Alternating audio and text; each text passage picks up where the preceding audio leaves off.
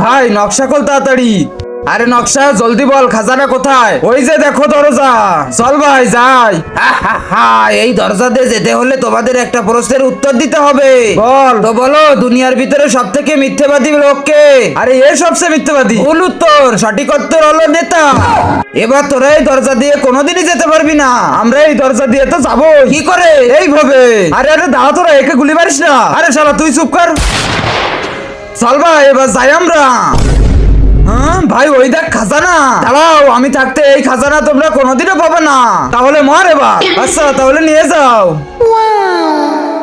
I পেয়ে গেছি খাজানা, এবার চল বাড়ি যাই। ভাই এবার নকশার কাছে শোন, বাইরে যাওয়ার দরজা কিভাবে খোলে। হ্যাঁ, তার আগে যারা আল্লাহকে ভালোবাসো তারা ভিডিওতে একটি লাইক কমেন্ট করে যাও, আর যারা সাবস্ক্রাইব করবে তাদের অতীতের সব গুনাহ যেন মাফ হয়ে যায়। কমেন্টে বলে যাও আই লাভ আল্লাহ।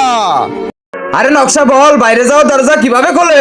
আরে শালা তখন বারবার বলেছিলাম ওই রাক্ষসকে মারিস না। বাইরে যাওয়ার রাস্তা শুধু ওই রাক্ষসই খুলতে পারে, আর তোরা তো মেরে দিছিস ওকে।